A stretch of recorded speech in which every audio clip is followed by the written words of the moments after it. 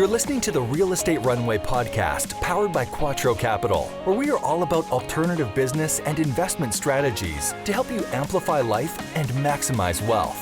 Here's your host, the recovering engineer turned multifamily investor, Chad Sutton. All right, Real Estate Runway family. Today, we're going to have a very special and very important guest on the show today, Mr. Jorge Abreu. George is the CEO and founder of Elevate CIG, a fantastic multifamily syndication group who operates mainly out of Texas, has their own construction firms. We're going to talk a little bit about their strategy in the acquisition environment today, what kind of deals they're seeing, how being vertically integrated can be beneficial to you if you're focused in a good location, on your business plans, and also just a little bit about what's to come, in the future here. So, let's get right into the episode with George. And before I forget, if you get any value out of the show, folks, please leave us a 5-star review on whatever platform you are listening to us. Those ratings and comments are worth their weight in gold and are really the only way to increase the reach of the show. You can also follow us via our parent company, QUATTRO Capital, at Instagram, Facebook, and LinkedIn at Team QUATTRO Capital, one word, no special characters, or simply by visiting thequattroway.com. And we really appreciate all of you. If you want to drop us a note for some feedback, content requests, just to say hello, hit us at podcast@thequattroway.com. And if you want to be on the show, you can apply at thequattroway.com/podcast. And now on to your scheduled production.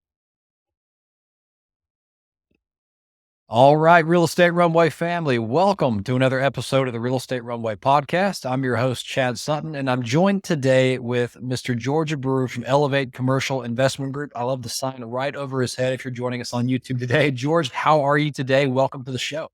I'm doing good, man. Excited to be here with you. It's been a while since we've gotten together.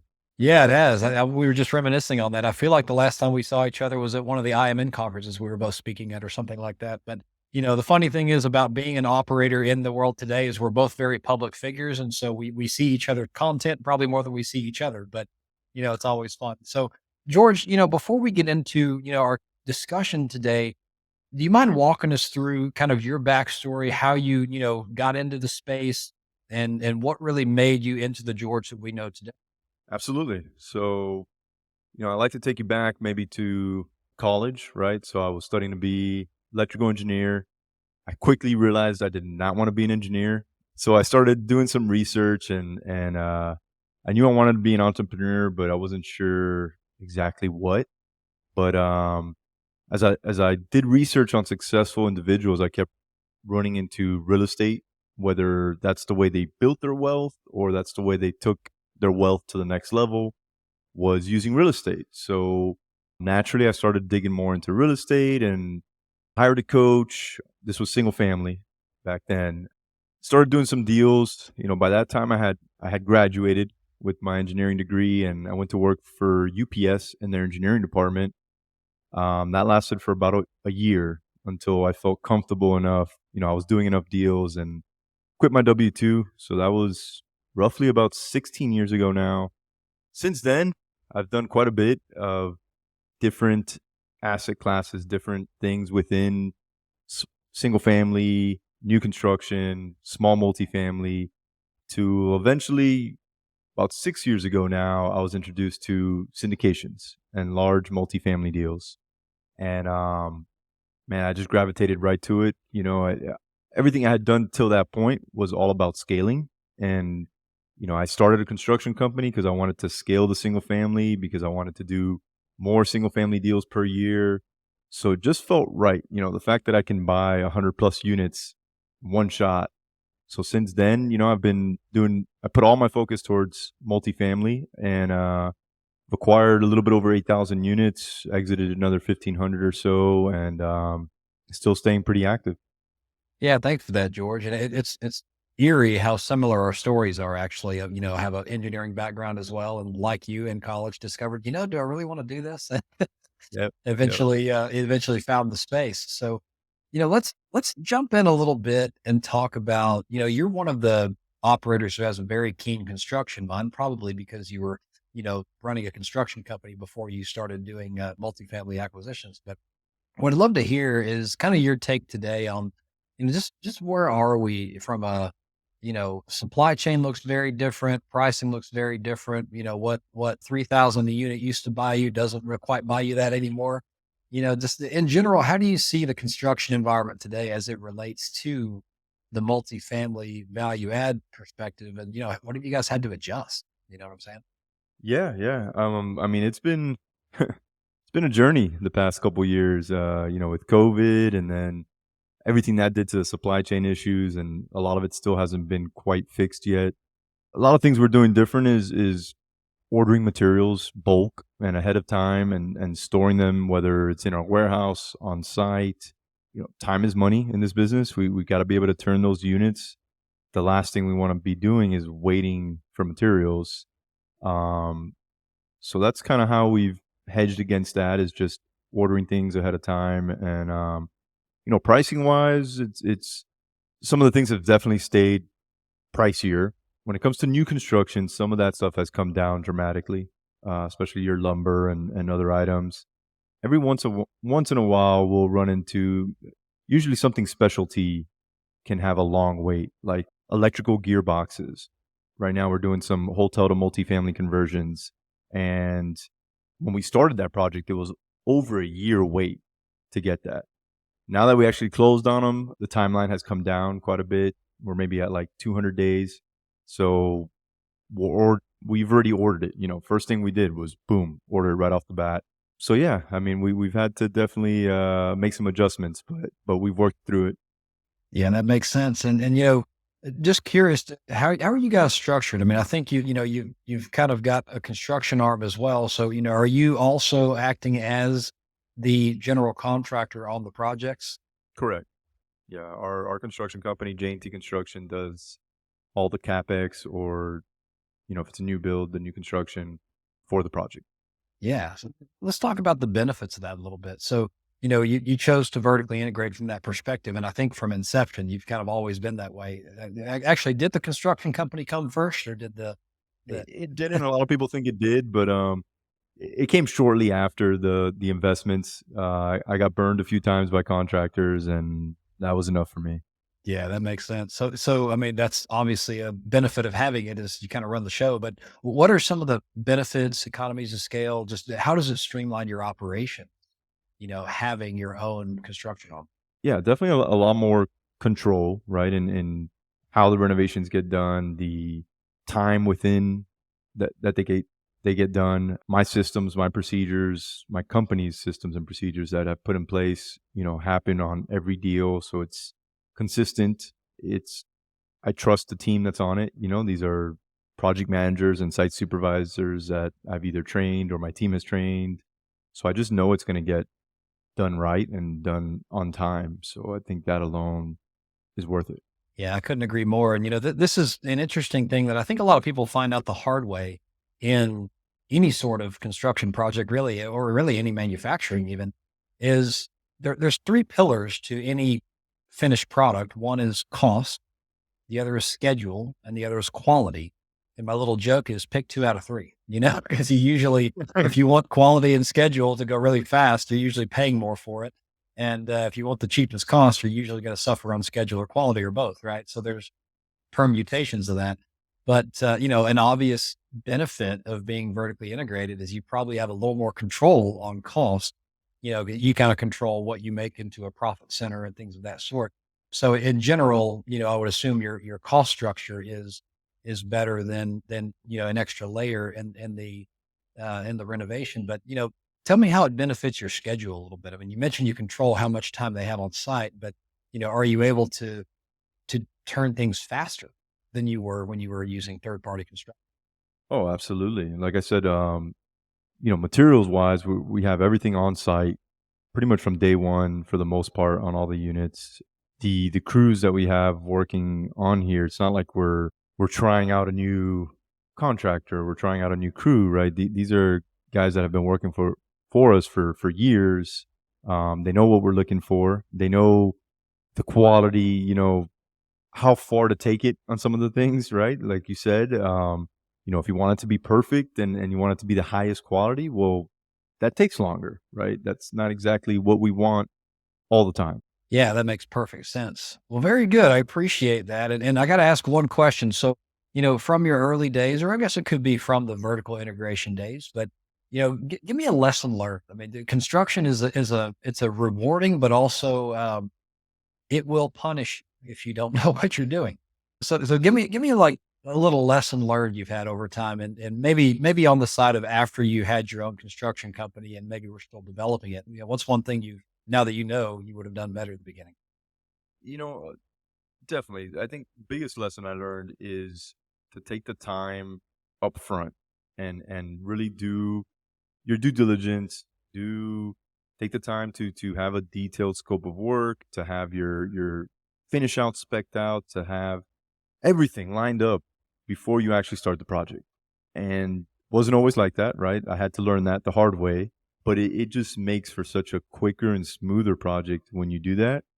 And in the syndication world, it's a little difficult. I get it, right? Like when you're trying to close a deal, you're worried about raising all the equity.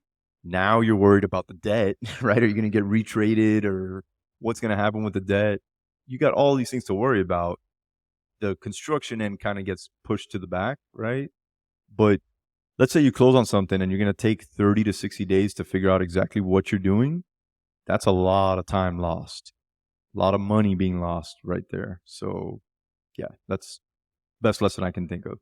I share in that with George, and I mean it's one thing even if you do a good job creating your plans, even if you do a good job creating scope, it's yet another thing entirely to turn that scope, into bids, into action, into contracts.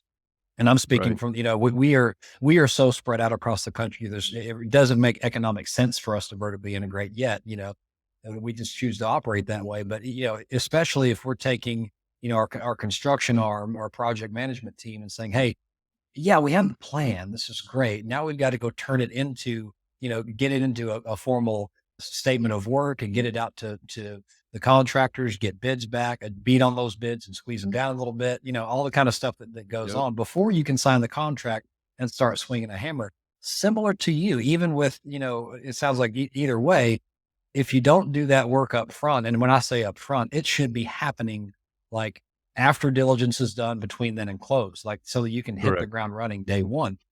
But you will lose, I mean, 2, 3, 4 months, in some cases 5, if you're when you get into a dangerous price environment like we've had now where we had to rework everything.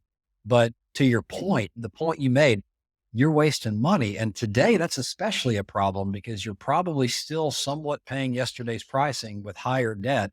And so every month you're carrying cost with lower NOI is costing you money directly out of your pocket. This is fantastic, Absolutely.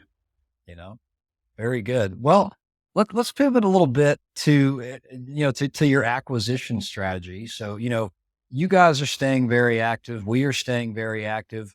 I guess from your perspective, what do you see going on right now? Is it still a good time to buy, in your opinion? I mean, let's just kind of talk through what your forward strategy is given the environment of today.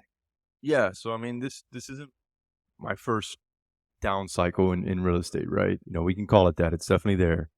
I was started doing this in 05, 06. So went through 08, and back then we stayed active, right? We made some adjustments. I literally moved from Miami to Dallas in 08, but still stayed active. And every deal that I purchased in that downtime, I made a killing on it. So, I only look back and regret not buying more, right? So, that's kind of where we're at. It's less buyers, less competition. It's harder to figure it out.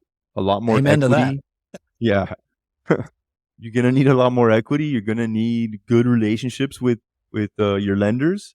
So if you're able to put all that together and you make sure that whatever asset you're buying cash flows and that you're not putting yourself into a situation with an adjustable rate and negative cash flow, if you can hold it for years, look back historically, you're going to be good, right?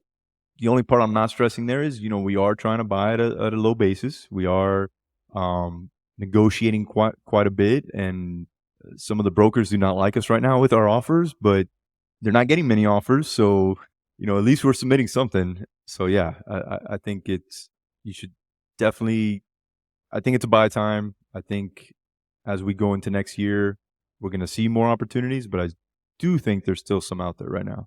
Yeah, I think you're right. And case in point, I mean, the only way you really get in trouble in real estate, and you kind of just phrased this beautifully, talking about your 2008 experience, you only get in trouble in real estate if you run out of time or you run out of money. And listeners to this podcast have heard me say this over and over and over again.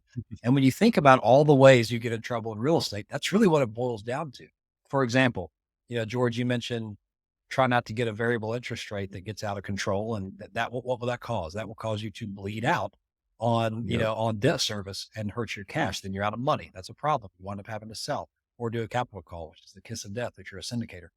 And the other, think about guys right now who originated bridge debt and probably paid too much for the property a couple of years ago. There may be some loans coming due and that, those lenders may not be willing to extend with the spreads they had before. They want that money back to get it out right now, at higher spread. So that's that time aspect. You might be running out of time. And so, I think what George is saying is we've got to stay in the market because right now, more than ever, the things that do wind up trading, A, there's less people in the market, means less offers, means less competition. And B, they probably have some kind of motivation. I'm not saying they're all totally motivated, but some are just still kind of dancing to see what they can sell it for. But you're starting to see the pain happen. Yeah. Yeah. If somebody's putting something for sale right now, for the most part, there's some motivation there, right? Yeah. Yeah. Let's talk about that for a second. So, I mean, and that's, I love that you said the stuff that you bought in the last recession, you made a killing on it. And because you were able to hold it through the recession and get back into the upswing, and your strategy has to change a little bit. Sure, we need to look more cash flow in place rather than buying on total pro forma, like what you can do in a total upcycle where today's price is tomorrow's bargain, But, let's talk a little bit about some of your tactics. Like, how do you uncover that unknown about the seller? I mean, how do you figure out in your world, like what is their motivation and use it against them, to try to get that price? Yeah, we've been talking about that quite a bit as of late, as far as internally with the acquisition team. We're trying to, one, figure out what they paid for it and what their loan looks like. So one thing I don't want to do is I don't want to waste time on a deal where there's no equity. And that's going to be a process, right? Even if the motivation is there, the lender's not going to right away just let you pay less for it, right? And take a hit. That's going to go through a whole process, and it's going to take a long time. So that's the first thing. We look and we see, okay, do they even have equity? Did they buy this at a decent basis where we can come in and work something out? And then if they do, the first thing we're asking is a seller carryback.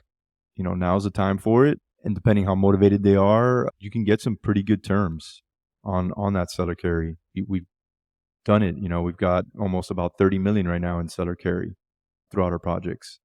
And then from there, building that capital stack, right? And trying to see what else, let's say seller carry is not there. Well, maybe bring in some private equity or JV equity. As long as you don't, I do not suggest doing a hard prep.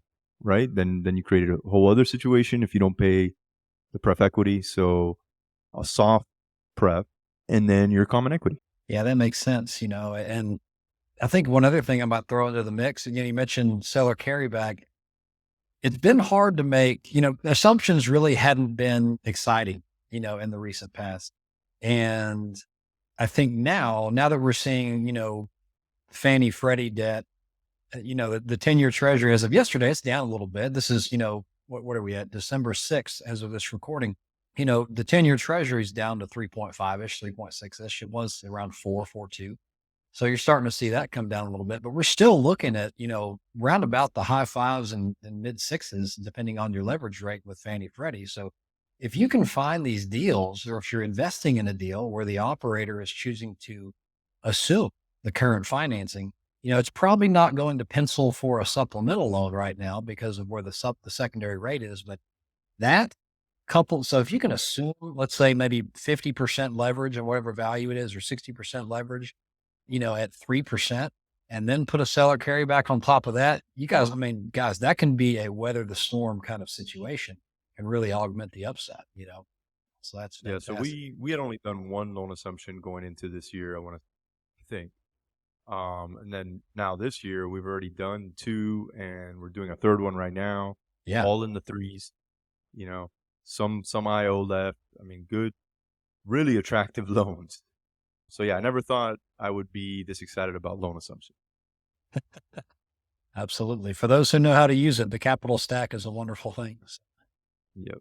Well, good deal, George. So, what's next for you guys before we get into the Quattro questions here at the end of the episode? What's next for your team as we look into 2023 and 2024 and beyond?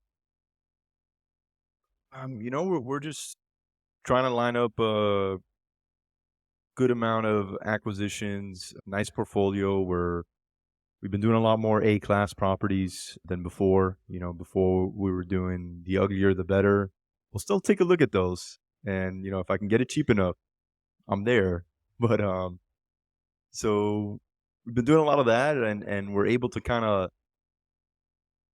we found a good niche with developers. So buying straight from developers even before they're done with the projects in certain areas, right, that we feel comfortable.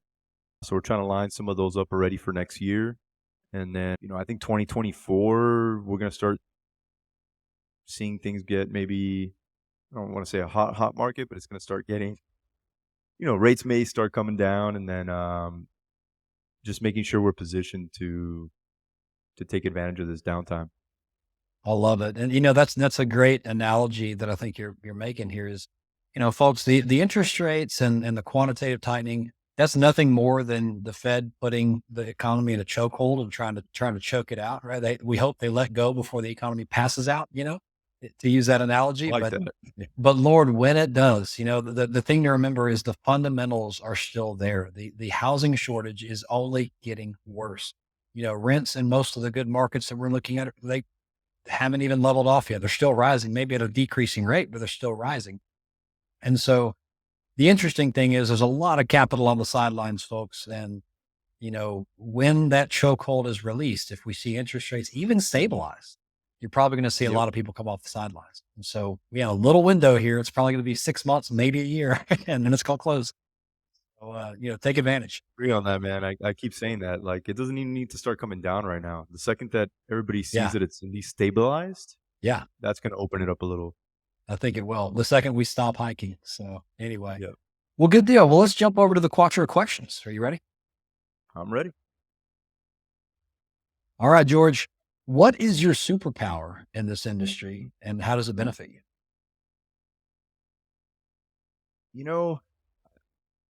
I want to say just overall structuring, right? Kind of just being able to put the pieces together. Several of our deals are with co-GPs that bring us a deal, and then we take it from there and kind of just start putting that capital stack together. And if we need another partner, if we want a boots on the ground or whatever it is. So kind of just putting the whole deal together. Yeah, that's super valuable. We're in the real estate business and we're in the people business, but the capital stack is what makes you money. So that's putting the deal together. I love it. Yep. All right, George, let's put it on the flip side. So what is your biggest failure? Could be life or business. And what did you learn from it? Biggest failure. I think, I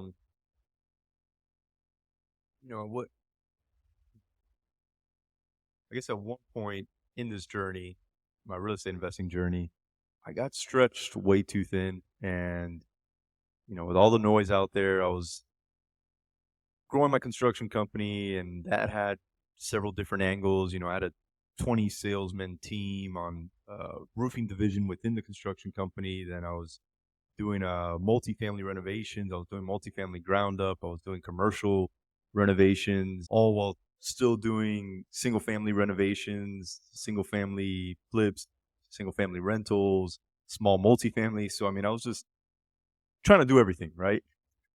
And I kind of stepped back and I realized I wasn't really doing any of it really, really good. And when I realized that, I kind of just started cutting things out and really focusing. Yeah, that's super valuable. I think focus is a key word in that lesson. And, sometimes you have to simplify to multiply, Yeah. you can only do so many things really, really well. Yep. And I started counting on my team more and building a better team. Yeah. That definitely helps too. Yeah, absolutely. The who, not how method, right? Dan Sullivan. Yep. Love it. Well, very good. So let's go to question number 3 here. And that one is about, philanthropy. One of our 4 pillars here at Quattro is philanthropy. And so what I love to do is just give every guest on the show an opportunity to share, your philanthropic heart, where your passions lie, where you may give your money or times or talents. And, a lot of times our listeners have been known to give alongside you to that cause. So, what is your philanthropic heart? And, where do you like to donate your time, money, efforts, things of that sort? Yeah, I think one of our goals, I know one of our goals next year is to either get behind an organization as a team, right? And put it out there. We're probably going to start, we've talked about doing an annual event, right? Where all the funds created in that event would go to that organization, or starting our own. We haven't quite decided which path we're going to take. If we do start something, I would love it to be something around being able to educate the youth as far as financial management and just kind of real life. I feel like there's none of that in our school system. So, at the minimum, I know we'll probably start an internship program. I kind of I did it with my nephew, right? I kind of tried it out and I enjoyed it. He was in high school. I think last year he came over for the summer, and he learned a ton, and I've seen his growth from it. So yeah, I know I didn't give you an exact answer there, but it's definitely more clarity next year. Yeah, no, I think you did. I mean, the financial education for the youth it's a problem. It really is, Yeah. So, okay. Well, one last question, Elevate does a lot of, you put out a lot of content, you put out a lot of, events and meetups and things of that sort. And you're also, like Quattro, you're a syndication company. You're also looking for, investors. So just give you a second just to kind of tell the audience where we can find Elevate, what all Elevate has to offer, and then we'll conclude the episode. Yeah. Like you said, we try to educate quite a bit. Any of your listeners can go to our website, and we've got a ton of free content on there. We've got an events page, which has all the events that we're hosting. Like you said, we do a monthly meetup. We're going to start rolling out a monthly webinar as well. So the meetup is live, and then we've been getting a lot of requests for online. So we're going to start doing a monthly webinar as well. And that's elevatecig.com. All right. I appreciate that, George. And what's the best way to get in touch with you? Would it be that website, or is there another way to get in touch with you directly if our listeners want to? Yeah. If they want to shoot me an email, so it's George, or spelled Jorge, Jorge at elevatecig.com. And if they want to say they actually heard me on this podcast, I can send my arsenal of free content, is what I call it. An arsenal of free content. I love it. Yes. All right. Well, George, thank you, or Jorge, should I say, depending on what translation. Thank you for coming on the show, adding value to the listeners, and, hope to have you on again soon, especially as we see how this window unfolds for both of us, right? Yep. Awesome. Thank you, Chad.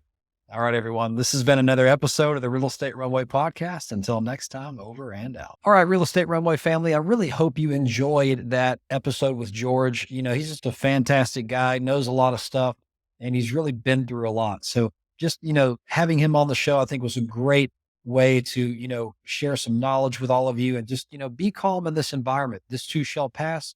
And some of the best money ever made has been in down cycles. So don't forget, if you get any value out of the show, please leave us that 5-star review and thoughtful comment. It really helps us reach the increased reach of the show. And you can also follow us via our parent company. I can't speak English, guys. You can also follow us via our parent company on Instagram, Facebook, and LinkedIn at Team Quattro Capital, one word, no special characters, or simply by visiting us at thequattroway.com. And after that, you really know that I am live, unscripted, and doing this every single time. Until next time, friends, over and out. We hope this episode was insightful and brought value to your day. If so, please be awesome and leave us a 5-star review. Find out how Team Quattro can help you at thequattroway.com. Until next time, this is the Real Estate Runway Podcast.